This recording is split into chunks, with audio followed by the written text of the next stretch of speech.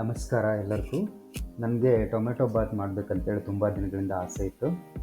ಅದು ಇವತ್ತು ನನಗೆ ಅವಕಾಶ ಸಿಕ್ತು.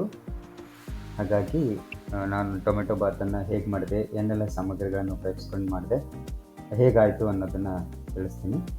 ಇದು ಮೊದಲನೇ ಸಾರಿ ನಾನು ಮಾಡ್ತಾ ಇರೋದ್ರಿಂದ ಟೊಮೆಟೊ ಬಾತನ್ನು ಸ್ವಲ್ಪ ಟೊಮೆಟೊ ಬಾತು ಹೆಚ್ಚು ಕಡಿಮೆ ಆಗಬಹುದು.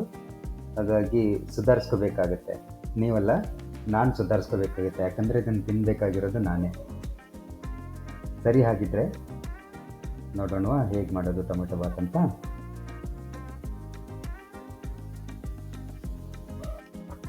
ಮೊದಲಿಗೆ ಟೊಮೆಟೊ ಬಾತದ್ದು ಮಸಾಲೆ ಮಾಡಲಿಕ್ಕೆ ಏನೇನು ಸಾಮಗ್ರಿಗಳು ಬೇಕಾಗ್ತವೆ ಅಂತೇಳಿ ತೋರಿಸ್ತೀನಿ.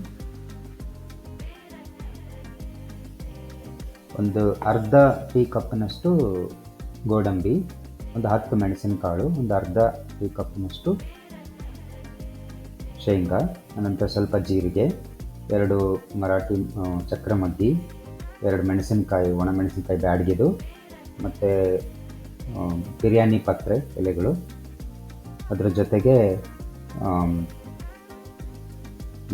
ಇನ್ನು ಏನೇನು ಬೇಕಾಗುತ್ತೆ ಅಂದರೆ ಒಂದಿಷ್ಟು ಹಸಿ ಶುಂಠಿ, ಮತ್ತು ಒಂದಿಷ್ಟು ಕೊಬ್ಬರಿ, ಚಕ್ಕಿ, ಮತ್ತು ಲವಂಗ, ಒಂದು 4 ಲವಂಗ ಬೇಕಾಗುತ್ತೆ. ಆಮೇಲೆ ನಿಮ್ಗೆ ಬೇಕಿದ್ದರೆ ಒಣದ್ರಾಕ್ಷಿನ ಒಂದು 15-20 ಒಣದ್ರಾಕ್ಷಿನ ಹಾಕೋಬೋದು. ಇದು ನಾನು ಒಂದು ಲೋಟದಷ್ಟು, ಒಂದು ಚಿಕ್ಕ ಟೀ ಲೋಟ ಇರುತ್ತಲ್ವ, ಟೀ ಲೋಟದಷ್ಟು ಅಕ್ಕಿಗೆ ಮಸಾಲೆ ಮಾಡ್ಕೊಳ್ಳೋದಕ್ಕೆ ಬೇಕಾಗಿರ್ತಕ್ಕಂಥ ಸಾಮಗ್ರಿಗಳನ್ನು ಹೇಳ್ತಾ ಇದ್ದೀನಿ. ಅದಾದ ನಂತರ ನಾನು ಇದರಲ್ಲಿ ತೋರಿಸಿಲ್ಲ, ಒಂದು 4 ಬೆಳ್ಳುಳ್ಳಿದು ಬೀಜ ಇರುತ್ತಲ್ಲ, ಅದು ಒಂದು 4 ತೊಗೋಬೋದು, ಸಿಪ್ಪೆ ಸುಲಿದಿರ್ತಕ್ಕಂಥದ್ದು. ಜೊತೆಗೆ 1 ಟೇಬಲ್ ಸ್ಪೂನ್ನಷ್ಟು ಕೊತ್ತಂಬರಿ ಕಾಳು, ಅದನ್ನು ಸಹ ಈ ಚಿತ್ರದಲ್ಲಿ ತೋರಿಸಿಲ್ಲ, ಈ ವಿಡಿಯೋದಲ್ಲಿ ತೋರಿಸಿಲ್ಲ. ಇದಿಷ್ಟು ಬೇಕಾಗುತ್ತೆ. ಅದ್ರ ಜೊತೆಗೆ ನಿಮಗೆ ಬೇಕಿದ್ದರೆ ಒಂದಿಷ್ಟು ಬೀನ್ಸನ್ನು ತೊಗೋಬೋದು. ಒಂದು 4-5 ಬೀನ್ಸನ್ನು ತೊಳೆದ್ಬಿಟ್ಟು ಹಚ್ಕೊಂಡು ಇಟ್ಕೋಬೇಕು. 2 ಈರುಳ್ಳಿ ಸರಿಯಾದ ಅಳತೆದು, ಒಂದು 4 ಟೊಮೆಟೊ, 2 ಮೆಣಸಿನ್ಕಾಯಿ, ನಿಮಗೆ ಜಾಸ್ತಿ ಖಾರ ಬೇಕಿತ್ತಂದರೆ ಒಂದು 2 ಎಸಳು ಕೊತ್ತಂಬರಿ. ಇದಿಷ್ಟರಲ್ಲಿ ನಾವು ಮಸಾಲೆಯನ್ನು ಮಾಡ್ಕೋತೀವಿ. ಅದಾದ ನಂತರ 1 ಲೋಟದಷ್ಟು ಸೋನಾ ಮಸೂರಿ ಅಕ್ಕಿಯನ್ನು ತೆಗೆದುಕೊಂಡ್ಬಿಟ್ಟು ಅದನ್ನು ಚೆನ್ನಾಗಿ ತೊಳೆದು ಒಂದು ಕಡೆ ನೆನೆಸಿಟ್ಕೊಳ್ಳಿ. ಅದಾದ ನಂತರ ಒಂದು ಬಾಣಲೆಯನ್ನು ತೊಗೊಂಡ್ಬಿಟ್ಟು ಗ್ಯಾಸ್ ಮೇಲೆ ಇಟ್ಟು ಒಂದು ಅಥವಾ 2 ಸ್ಪೂನ್ನಷ್ಟು ಎಣ್ಣೆಯನ್ನು ಹಾಕಿಬಿಟ್ಟು ಅದರಲ್ಲಿ ಶೇಂಗಾ ಬೀಜವನ್ನು ಹಾಕಿ ಮತ್ತು ಶುಂಠಿಯನ್ನು ಹಾಕಿ ಹುರಿತಾ ಇರಿ. ಶೇಂಗಾ ಬೀಜ ಸ್ವಲ್ಪ ಕೆಂಪು ಬಣ್ಣಕ್ಕೆ ಬರೋವರೆಗೂ ಹುರಿತಾ ಇರಬೇಕು. ಮಧ್ಯಮ ಪ್ರಮಾಣದ ಬೆಂಕಿನಲ್ಲಿ ಒಲೆಯನ್ನು ಉರಿಸ್ಬೋದು.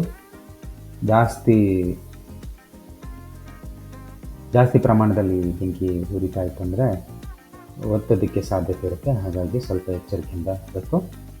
ಅದಾದ ನಂತರ ಈರುಳ್ಳಿಯನ್ನು ಹಾಕಿಬಿಟ್ಟು ಈರುಳ್ಳಿಯನ್ನು ಸಹ ಚೆನ್ನಾಗಿ ಬೇಯಿಸ್ಕೊಳ್ಳಿ.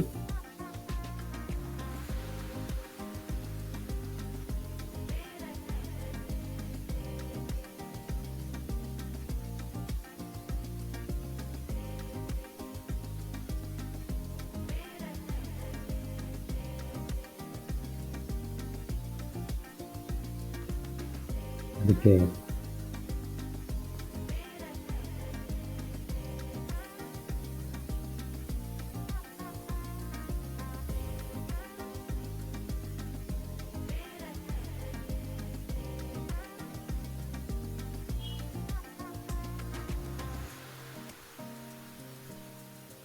ನಂತರದಲ್ಲಿ ಸುಲಿದಿಟ್ಕೊಂಡಿರ್ತಕ್ಕಂಥ ಬೆಳ್ಳುಳ್ಳಿ, 4-5 ಬೆಳ್ಳುಳ್ಳಿ ಬೀಜಗಳನ್ನು ಹಾಕಿ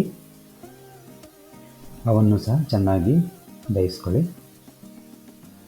ಈರುಳ್ಳಿ ಸ್ವಲ್ಪ ಕೆಂಪು ಬಣ್ಣ ಬರೋವರೆಗೂ ಬೇಯಬೇಕು. ಶೇಂಗಾ ಬೀಜನೂ ಸಹ ಚೆನ್ನಾಗಿ ಬೇಯಿಸಿ. ಅದಾದ ನಂತರ ಮೆಣಸಿನಕಾಯಿ ತೆಗೆದುಕೊಳ್ಳಿ.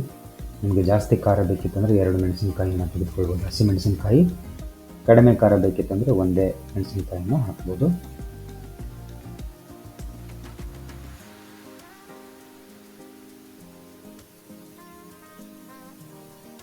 ಎಲ್ಲವನ್ನು ಚೆನ್ನಾಗಿ ಎಣ್ಣೆಯಲ್ಲಿ ಹುರಿದುಕೊಳ್ಳಿ.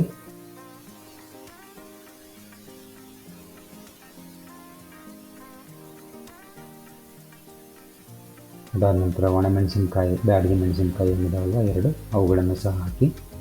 ಬ್ಯಾಡಗಿ ಮೆಣಸಿನ್ಕಾಯಿ ಹಾಕೋದ್ರಿಂದ ಒಳ್ಳೆಯ ರುಚಿ ಬರುತ್ತೆ. ಅವು ಅಷ್ಟೊಂದು ಖಾರ ಇರೋದಿಲ್ಲ ಮೆಣಸಿನ್ಕಾಯಿಗಳು, ಆದರೆ ಒಳ್ಳೆಯ ಬಣ್ಣ ಬರುತ್ತೆ. ನೀವು ಯಾವುದೇ ಅಡುಗೆ ಮಾಡಿದ್ರೂ ಬ್ಯಾಡಗಿ ಮೆಣಸಿನ್ಕಾಯಿ ಹಾಕಿದರೆ ಅದಕ್ಕೆ ಒಳ್ಳೆಯ ಕೆಂಪು ಬಣ್ಣ ಬರಬೇಕಂದ್ರೆ ಬ್ಯಾಡಗಿ ಮೆಣಸಿನ್ಕಾಯಿ ಹಾಕಿದರೆ ಆ ಕೆಂಪು ಬಣ್ಣವನ್ನು ತರಿಸ್ಬೋದು. ಖಾರ ಪುಡಿಯನ್ನು ಬಳಸೋದ್ರ ಬದಲು ಬ್ಯಾಡಗಿ ಮೆಣಸಿನಕಾಯಿ ಬಳಸೋದು ಒಳ್ಳೆಯದು. ಖಾರ ಪುಡಿ ಅಂಗಡಿಯಿಂದ ತಂದಿದ್ದರೆ ಅದರಲ್ಲಿ ರಾಸಾಯನಿಕ ಪದಾರ್ಥಗಳನ್ನ ಹಾಕಿರ್ತಕ್ಕಂಥ ಸಾಧ್ಯತೆ ಹೆಚ್ಚಿರುತ್ತೆ, ಬಣ್ಣ ಬರಲಿ ಚೆನ್ನಾಗಿ ಅಂತೇಳಿ. ಹಾಗಾಗಿ ಇಲ್ಲಿ ಬ್ಯಾಡಗಿ ಮೆಣಸಿನಕಾಯನ್ನು ಬಳಸೋದು ಭಾಳ ಉತ್ತಮ. ಅದಾದ ನಂತರ ಹೆಚ್ಚಿಟ್ಕೊಂಡಿರ್ತಕ್ಕಂಥ ಟೊಮೆಟೊ, ಸುಮಾರು 2-2.5 ಟೊಮೆಟೊ ಏನು ಹೆಚ್ಚಿಟ್ಕೊಂಡಿರ್ತೀರಲ್ವ ಅದನ್ನು ಬಾಣಲೆಯಲ್ಲಿ ಹಾಕಿಬಿಟ್ಟು ಎಣ್ಣೆಯಲ್ಲಿ ಚೆನ್ನಾಗಿ ಹುರಿದುಕೊಳ್ಬೇಕು. ಎಲ್ಲ ಪದಾರ್ಥಗಳು ಚೆನ್ನಾಗಿ ಹುರಿದುಕೊಂಡಷ್ಟು ಮಸಾಲೆ ತುಂಬ ಚೆನ್ನಾಗಿ ಬರುತ್ತೆ. ಎಲ್ಲವೂ ನಂತರ ಅದಕ್ಕೆ ಕೊತ್ತಂಬರಿ ಕಾಳನ್ನು ತೆಗೆದಿಟ್ಕೊಂಡಿರ್ತೀರಲ್ಲ ಅವನ್ನು ಸಹ ಹಾಕಿ ಕೊತ್ತಂಬರಿ ಕಾಳನ್ನು ಸಹ ಚೆನ್ನಾಗಿ ಹುರಿದುಕೊಳ್ಳಿ. ಕೊತ್ತಂಬರಿ ಕಾಳು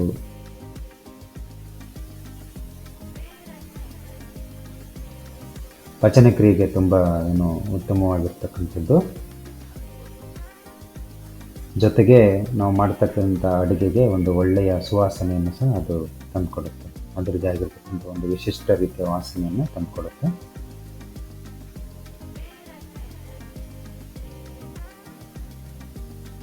ನಂತರ ಕೊಬ್ಬರಿ, ಒಣ ಕೊಬ್ಬರಿ ಅಥವಾ ಹಸಿ ಕೊಬ್ಬರಿ ನಿಮಗೆ ಯಾವುದಾಗುತ್ತೋ ಅದನ್ನು ಹಾಕ್ಕೋಬೋದು.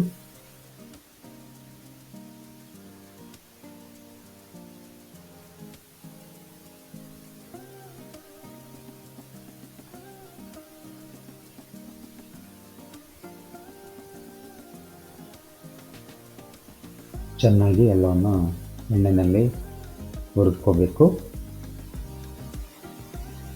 ಅದು ಏನು ಒತ್ತಬಾರ್ದು ಅಂತೇಳಿ ಸ್ವಲ್ಪ ಆ ಕಡೆ ಈ ಕಡೆ ಪದೇ ಪದೇ ಓಡಾಡಿಸ್ತಾ ಇದ್ದರೆ ಪದಾರ್ಥಗಳು ಒತ್ತೋದಿಲ್ಲ, ಸೀದು ಹೋಗೋದಿಲ್ಲ.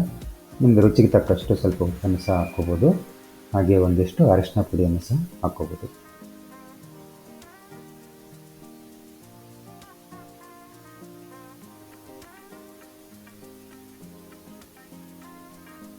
ಒಂದು ಚಿಟಿಕೆ ಅಷ್ಟೇ. ಜಾಸ್ತಿ ಅರಿಶಿನ ಪುಡಿ ಹಾಕಿದರೆ ಅದು ಕಹಿ ಆಗುತ್ತೆ, ತುಂಬ ಕಹಿ ಆದರೆ ತಿನ್ನಲಿಕ್ಕೆ ಕಷ್ಟ ಆಗುತ್ತೆ.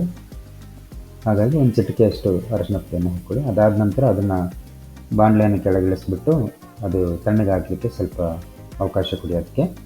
ನಂತರ ನಿಮ್ಮದು ಕುಕ್ಕರನ್ನು ಒಲೆಯ ಮೇಲೆ ಇಟ್ಬಿಟ್ಟು ತುಪ್ಪ ಹಾಕಿ 1-2 ಚಮಚದಷ್ಟು, ಅಂದರೆ ತುಪ್ಪದಲ್ಲಿ ಮಾಡಿದರೆ ಇನ್ನೂ ರುಚಿ ಜಾಸ್ತಿ ಬರುತ್ತೆ ಅಂತೇಳಿ ತುಪ್ಪ ಹಾಕಿ ಮಾಡ್ತಾ ಇರೋದು. ಇಲ್ಲಾಂದರೆ ನೀವು ಎಣ್ಣೆಯಿಂದನೂ ಸಹ ಮಾಡ್ಬೋದು. ಅದಕ್ಕೆ ಸ್ವಲ್ಪ ಜೀರಿಗೆಯನ್ನು ಹಾಕಿ ಜೀರಿಗೆಯನ್ನು ಎಣ್ಣೆಯಲ್ಲಿ ಹುರ್ಕೊಳ್ಳಿ. ಅದರ ನಂತರ ಶೇಂಗಾ ಬೀಜ, ಒಂದಿಷ್ಟು ಶೇಂಗಾ ಬೀಜವನ್ನು ನಾವು ಮಸಾಲೆಗೆ ಹಾಕ್ಕೊಂಡಿರ್ತೀವಿ, ಇನ್ನೊಂದಿಷ್ಟು ಶೇಂಗಾ ಬೀಜವನ್ನು ನಾವು ಇಲ್ಲಿ ಒಗ್ಗರಣೆಗೆ ಹಾಕ್ಕೊಳ್ಳೋಣ. ಜೊತೆಗೆ ಕರಿಬೇವನ್ನು ಸಹ ನೀವು ಎಣ್ಣೆಯಲ್ಲಿ ಹಾಕಿ ಹುರಿದುಕೊಳ್ಳಿ.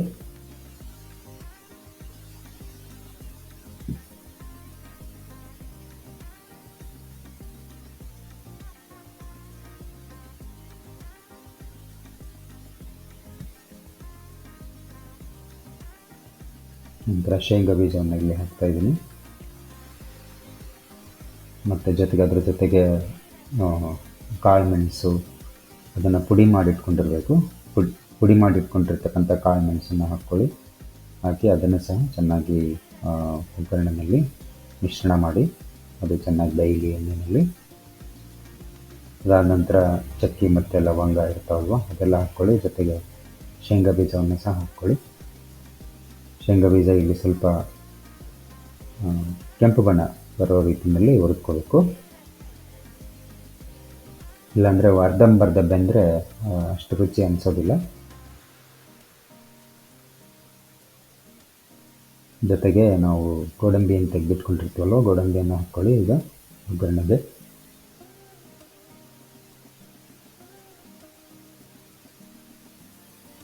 ಕಡಲೆ ಬೀಜವನ್ನು ಬಡವ್ರ ಗೋಡಂಬಿ ಅಂತ ಹೇಳಿ ಕರೀತಾರೆ. ಹಾಗಾಗಿ ನಾನು ಸ್ವಲ್ಪ ಜಾಸ್ತಿ ಕಡಲೆ ಬೀಜವನ್ನು ಹಾಕಿದ್ದೀನಿ, ಗೋಡಂಬಿ ಸ್ವಲ್ಪ ಕಡಿಮೆ ಹಾಕಿದ್ದೀನಿ ಇಲ್ಲಿ.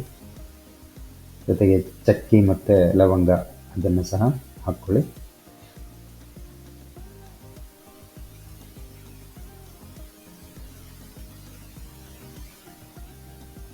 ಅನಂತರ ಚಕ್ರಮಗ್ಗಿ ಇದ್ವಲ್ವ, ಆ ಚಕ್ರಮಗ್ಗಿಯನ್ನು ಹಾಕ್ಕೊಳ್ಳಿ. ಚಕ್ರಮಗ್ಗಿ ಅದು ಒಂದು ವಿಶಿಷ್ಟವಾಗಿರ್ತಕ್ಕಂಥ ಸುವಾಸನೆಯನ್ನು ಕೊಡುತ್ತೆ ನಿಮ್ಮ ಒಗ್ಗರಣೆಗೆ. ಮಾಡ್ತಕ್ಕಂಥ ಅಡುಗೆ ಭಾಳ ರುಚಿಕಟ್ಟಾಗುತ್ತೆ. ನಂತರದಲ್ಲಿ ನಾವು ಈರುಳ್ಳಿ, ಒಂದು ಈರುಳ್ಳಿಯನ್ನು ಮಸಾಲೆನಲ್ಲಿ ಹಾಕಿದ್ವಿ, ಇನ್ನೊಂದು ಈರುಳ್ಳಿಯನ್ನು ಉದ್ದಕ್ಕೆ ಹಚ್ಕೊಂಡ್ಬಿಟ್ಟು ಬಿಡಿ ಬಿಡಿ ಮಾಡಿಬಿಟ್ಟು ಈಗ ಒಗ್ಗರಣೆನಲ್ಲಿ ಹಾಕೊಳ್ಳೋಣ. ಈರುಳ್ಳಿಯನ್ನು ಸಹ ಚೆನ್ನಾಗಿ ಕೆಂಪಿಗೆ ಬರೋ ರೀತಿಯಲ್ಲಿ ಬೇಯಿಸ್ಕೋಬೇಕು.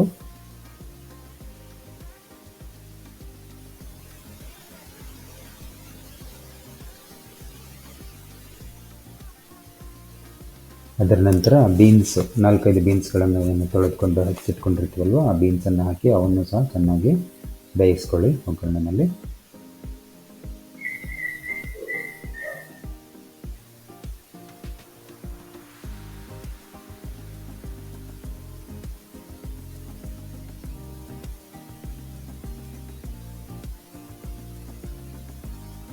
ಬಿರಿಯಾನಿ ಎಲೆ ಅಥವಾ ಬಿರಿಯಾನಿ ಪತ್ರೆ ಅಂತ ಏನು ಕರೀತಾರಲ್ವ, ಅದನ್ನು ಸಹ ಹಾಕಿ ಚೆನ್ನಾಗಿ ಮಿಶ್ರಣ ಮಾಡಿ.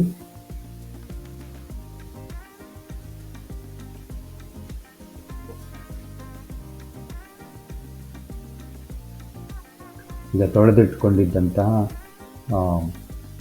ಒಣ ದ್ರಾಕ್ಷಿಯನ್ನು ಒಗ್ಗರಣೆಗೆ ಹಾಕಿ ಅದನ್ನು ಸಹ ಚೆನ್ನಾಗಿ ಮಿಶ್ರಣ ಮಾಡಿಕೊಂಡು ಎಲ್ಲ ಮಿಶ್ರಣವನ್ನು ಚೆನ್ನಾಗಿ ಬೇಯಿಸೋಣ.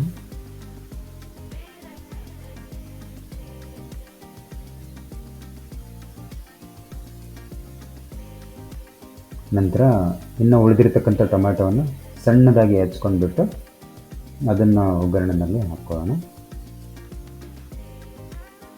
ಇಲ್ಲಿಗೆ ಒಗ್ಗರಣೆದು ತಯಾರಿ ಮುಗಿತಾ ಬಂತು. ಅದಕ್ಕೆ ಸ್ವಲ್ಪ ಉಪ್ಪು ರುಚಿಗೆ ತಕ್ಕಂತೆ ಹಾಕ್ಕೋಬೋದು. ಆನಂತರನೂ ಸಹ ನೀವು ಮಸಾಲೆಯನ್ನು ಮಾಡ್ಕೊಂಡ್ಮೇಲೆ ಅದನ್ನು ಮಿಶ್ರಣ ಮಾಡ್ತೀರಲ್ಲ, ಅಕ್ಕಿಯನ್ನು ಬೆರೆಸೋದಕ್ಕಿಂತ ಮುಂಚೆ ಒಮ್ಮೆ ರುಚಿಯನ್ನು ನೋಡಿಬಿಟ್ಟು ನಿಮಗೆ ಬೇಕಾದಂಗೆ ಉಪ್ಪು ಖಾರ ಹಾಕ್ಕೋಬೋದು. ಇವಾಗ ತಣ್ಣಗಾಗಿರ್ತಕ್ಕಂಥ ಮಸಾಲೆ ದಿನಸನ್ನೆಲ್ಲ ಮಿಕ್ಸರ್ದು ಜಾರ್ನಲ್ಲಿ ಹಾಕಿ ತುಂಬ್ತಾ ಇದ್ದೀನಿ. ಹಾಗೆ ಈ ಒಗ್ಗರಣೆ ಮೇಲೂ ಸಹ ಒಂದು ಕಮ್ಮಿರಬೇಕು, ಅದು ಒತ್ತಿ ಹೋಗ್ತಿರೋ ಥರ ನೋಡ್ಕೋಬೇಕಾಗುತ್ತೆ. ಜಾರನ್ನು ಮುಚ್ಚಿಬಿಟ್ಟು ಅದನ್ನು ಮಿಕ್ಸರ್ನಲ್ಲಿಟ್ಟು ಚೆನ್ನಾಗಿ ರುಬ್ಬಬೇಕು ಮಿಕ್ಸರ್ ಸಹಾಯದಿಂದ.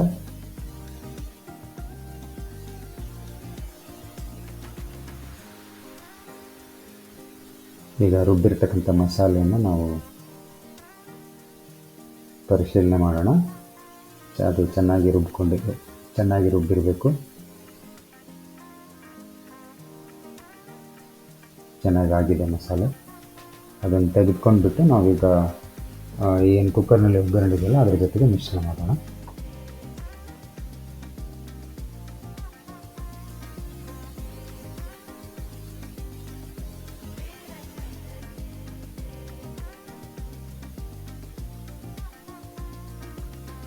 ರುಚಿಗೆ ತಕ್ಕಷ್ಟು ಉಪ್ಪು ಮತ್ತು ಸ್ವಲ್ಪ ಅರಿಶಿನವನ್ನು ಸಹ ಬೆರೆಸ್ಬೋದು.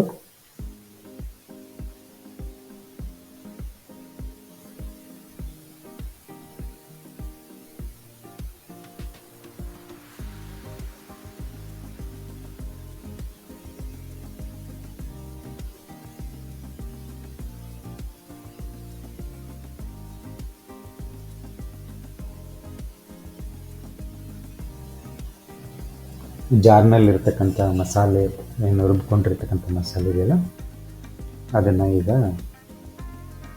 ಕುಕ್ಕರ್ಗೆ ಹಾಕಬೇಕು.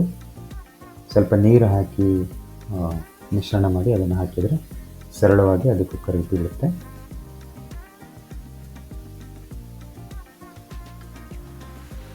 ಜಾರ್ನಲ್ಲಿರ್ತಕ್ಕಂಥ ಎಲ್ಲ ಮಸಾಲೆ ಏನು ರುಬ್ಕೊಂಡಿರ್ತಕ್ಕಂಥ ಸಂಪೂರ್ಣವಾಗಿ ನಾವು ಕುಕ್ಕರ್ಗೆ ಹಾಕ್ತಾಯಿದ್ದೀನಿ. ಅದಾದ ನಂತರ ಒಗ್ಗರಣೆ ಮತ್ತು ರುಬ್ಬಿರ್ತಕ್ಕಂಥ ಮಸಾಲೆಯನ್ನು ಚೆನ್ನಾಗಿ ಮಿಶ್ರಣ ಮಾಡಿ ಸ್ವಲ್ಪ ಹೊತ್ತು ಬೇಯಲಿಕ್ಕೆ ಬಿಡಬೇಕು ಮಧ್ಯಮ ಫ್ಲೇಮ್ನಲ್ಲಿ.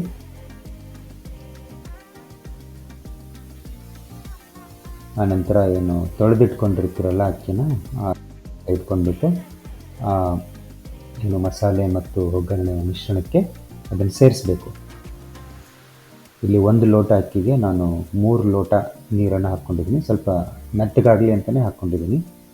ನೀವು 2 ಅಥವಾ 2.5 ಲೋಟ ಹಾಕ್ಕೊಂಡ್ರೆ ಸ್ವಲ್ಪ ಉದುರಾಗಿ ಬಿಡಿ ಬಿಡಿಯಾಗಿ ಅನ್ನ ಆಗುತ್ತೆ. ನಿಮಗೆ ಹೇಗೆ ಇಷ್ಟ ಇರುತ್ತೋ ಆ ರೀತಿ ಮಾಡ್ಕೋಬೋದು. ನನಗೆ ಮೆತ್ತಗಿದ್ರೆ ಇಷ್ಟ ಆಗುತ್ತೆ, ಹಾಗಾಗಿ ನಾನು ಸ್ವಲ್ಪ ನೀರನ್ನು ಜಾಸ್ತಿ ಹಾಕ್ಕೊಂಡಿದ್ದೀನಿ. ನಂತರ ಎಲ್ಲ ಚೆನ್ನಾಗಿ ಮಿಶ್ರಣ ಮಾಡಿಬಿಟ್ಟು ಅದಕ್ಕೆ ಕುಕ್ಕರಿನ ಮೇಲ್ಭಾಗವನ್ನು ಮುಚ್ಚಿ ಅದು ಸ್ವಲ್ಪ ಹೊತ್ತು ಬೇಯಿಸಬೇಕು. ಹೈ ಫ್ಲೇಮಲ್ಲಿ ಇಟ್ಬಿಟ್ಟು ಬೇಯಿಸಬೇಕು.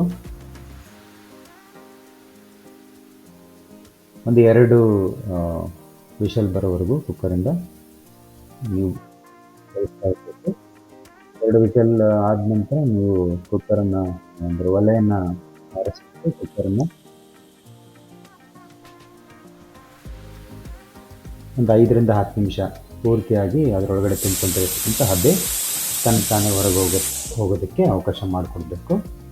ತಣ್ಣಗಾದ ನಂತರ ಕುಕ್ಕರನ್ನು ತೆಗೆದು ನಾವು ಅದರಲ್ಲಿರ್ತಕ್ಕಂತಹ ಏನು ಟೊಮೆಟೊ ಬಾತ್ ಅನ್ನವನ್ನು ತಟ್ಟೆನಲ್ಲಿ ಬಡಿಸ್ಕೊಂಡು ಊಟ ಮಾಡ್ಬೋದು. ಸೊ ಇದು ನಾನು ಮಾಡಿರ್ತಕ್ಕಂಥ ಟೊಮೆಟೊ ಬಾತು. ನಾನು ಹೇಳ್ದಂಗೆ ನೀರನ್ನು ಜಾಸ್ತಿ ಹಾಕಿದ್ದೆ, ಹಾಗಾಗಿ ಇದು ಸ್ವಲ್ಪ ಮೆತ್ತಗಾಗಿದೆ. ನೀವು ನೋಡ್ಬೋದು, ಇದು ಬಿಡಿ ಬಿಡಿಯಾಗಿ ಕಾಣಿಸ್ತಾ ಇಲ್ಲ. ಸೊ ಈ ರೀತಿಯಾಗಿ ನಾವು ಟೊಮೆಟೊ ಬಾತನ್ನು ಆರಾಮವಾಗಿ ಮಾಡಿಕೊಂಡು ತಿನ್ಬೋದು. ಭಾಳ ರುಚಿಯಾಗಿರುತ್ತೆ.